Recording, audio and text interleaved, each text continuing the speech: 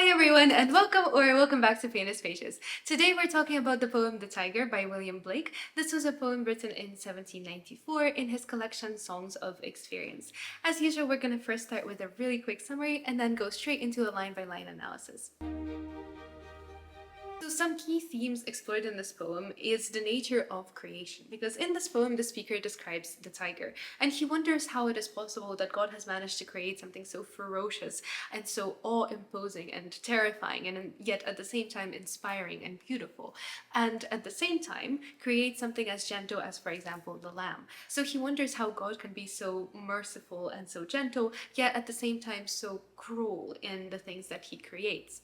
And this poem also explores the majestic nature of creation and God's power through powerful metaphors that talk about the nature of the divine. The structure of the poem is 6 quatrains of AABB rhyme scheme, again highlighting symmetry. This is another poem that is part of the Romanticism period, which is why it's included in my Romanticism playlist, but it's also a poem that's on the Edexcel GCSE English Literature curriculum. So without much further ado, let's get straight into the line-by-line analysis.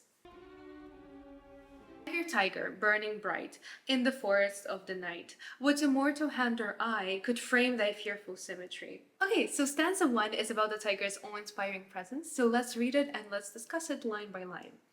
Tyger, Tyger, burning bright in the forest of the night. So the repetition of Tyger, Tyger, firstly, it creates a very hypnotic sort of chanting effect, that there's a magic environment and that there's a magic atmosphere, and it also suggests a calling, because it seems that this is an apostrophe. The tiger is likely not in the same room with us as the speaker, and yet by saying Tyger, Tyger, and by addressing the tiger, it almost seems like a hypnotic way to beckon the tiger forward, to say, Tiger, appear to us because we're so inspired by you. There's a metaphor as well here that we see in burning bright. So the tiger's fur is compared to fire, and this suggests danger and brilliance, something wild, something that's untamed, but also again highlights the power of nature. Fire is one of the key 4 elements. And note how this is a metaphor here and not a simile. So it doesn't just burn bright like fire, it burns as fire does, because the comparison to the speaker is so obvious. He's saying that it's obvious to not just me, but to all of the readers in mind, that the speaker is exactly like fire,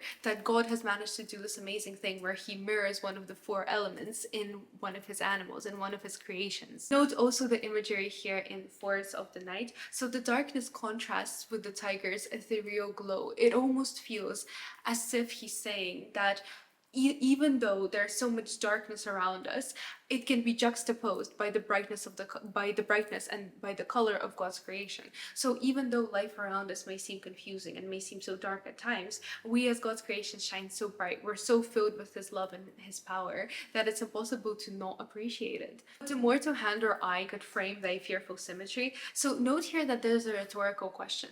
What immortal hand? Well, obviously it's the hand of God. There is no other hand that could have done it and could frame thy fearful symmetry. So the use of the word frame, it highlights that the tiger is almost like a painting, because just like we paint, just like we express our creativity, so too is the tiger God's creation.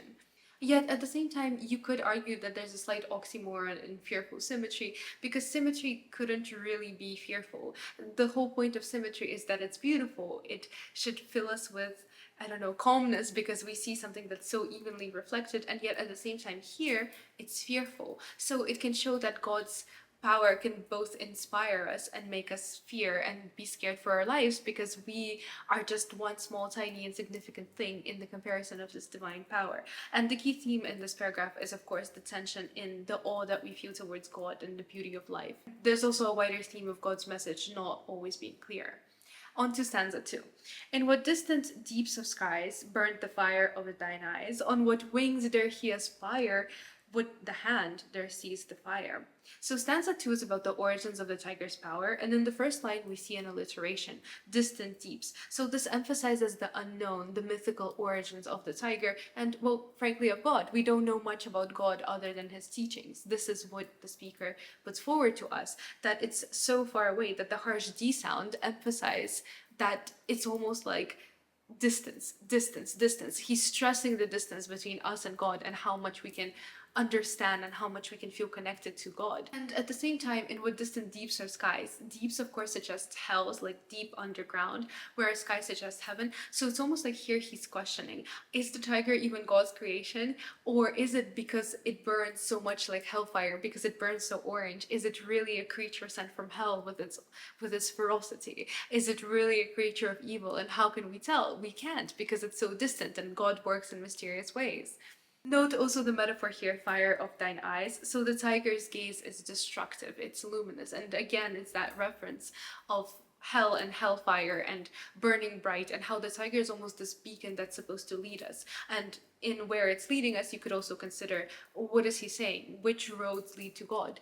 What should we be considering in our worship of him? On what wings dare he aspire? So I think dare sees the fire is probably referencing Prometheus, so the story of the man who dared to steal from the gods, because he stole fire and he gave it to humanity. He felt so sorry for them, and then God sentenced him to being torn apart by eagles and having his liver eaten every day. So the punishment was cruel for kindness shown to humanity. So it's strange that God is so merciful, yet at the same time punishes those who are also merciful towards humanity. The diction of dare as well. So there's a repeated stress. It's the audacity of stealing from God, of rebelling, but at the same time it shows how daring God is to create such a creature. So it kind of shows that there's a bit of daring and a bit of mercy in everyone, and that maybe stems from God and his own daring and mercy.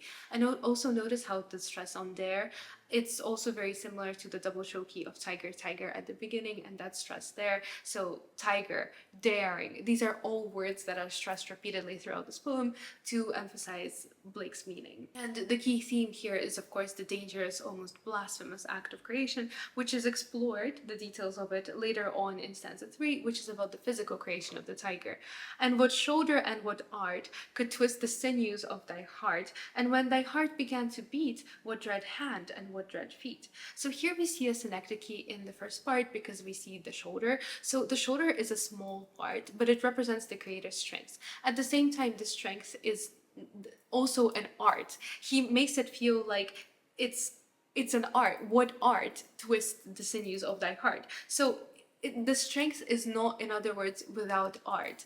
There is beauty in the strength that it takes to make something so scary, and there's beauty in the strength that the tiger possesses. Not a brute strength, but it's a thoughtful one, it's a beautiful one, and the violent verbs here of twist highlight that creation is far from being an easy process. And the sinews are actually the tender part of your heart. So again, we have that idea of coupling strength and gentleness. Thy heart began to beat, what dread hand and what dread feet. So here we're blending hand and feet. So it seems to be this idea of anthropomorphism and blending different parts of, well, us together in the hands and in the feet. But here I think it's likely, again, a synecdoche, and it's a reference to probably Jesus blending both the human and the divine in himself. So it's a terrible hand, clearly, that reinforces terror, but at the same time it's a beautiful hand.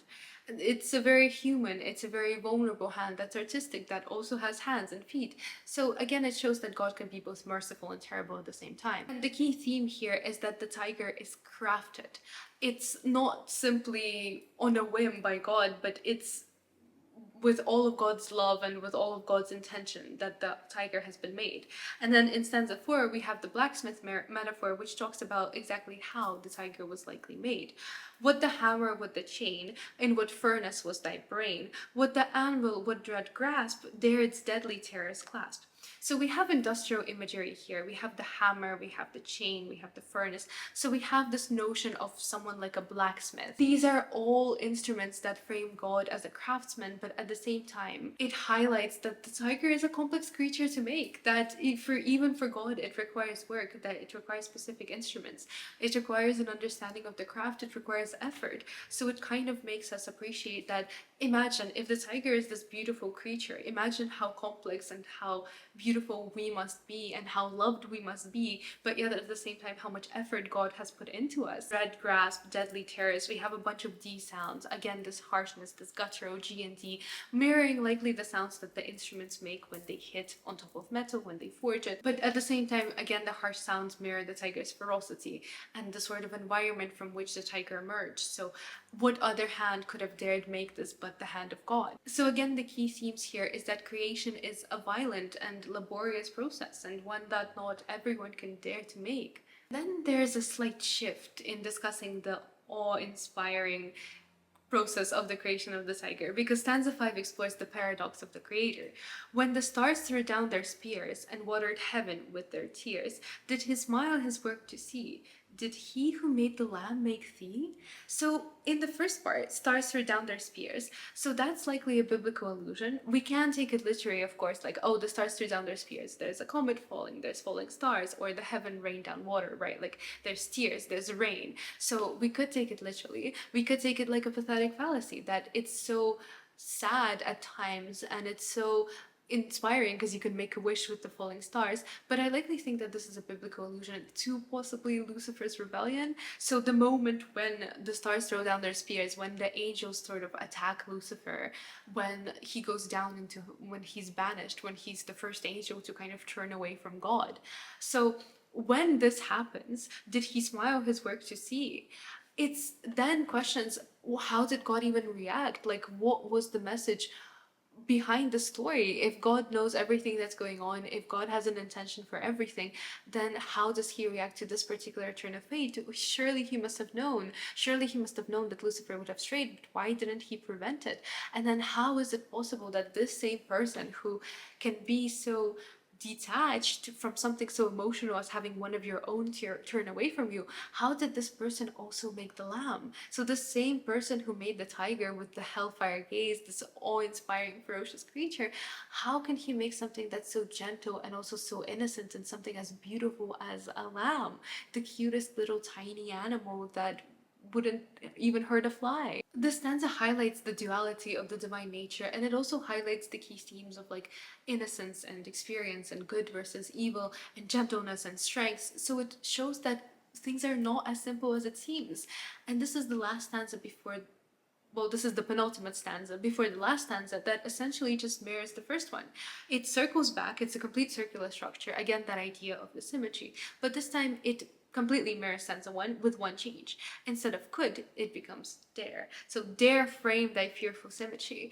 It's no longer asking rhetorical questions like who could frame your fearful symmetry, but who would even dare do this? Who else would dare do something that only God could do? Who else would contradict it? It's more confrontational, and it emphasizes God's position on the forefront. It goes from being this thoughtful speaker who's kind of, you know, talking to us as the audience and helping us ponder through all these questions, to say, no, I've given you the answer. These are all questions you now know the answer to.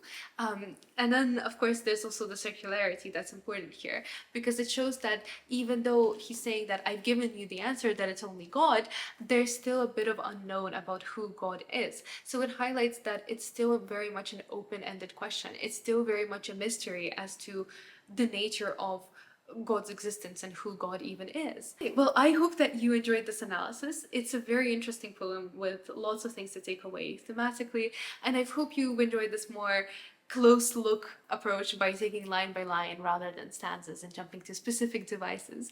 Thank you so much for watching the video. I hope you have a lovely week, and I'll see you next time.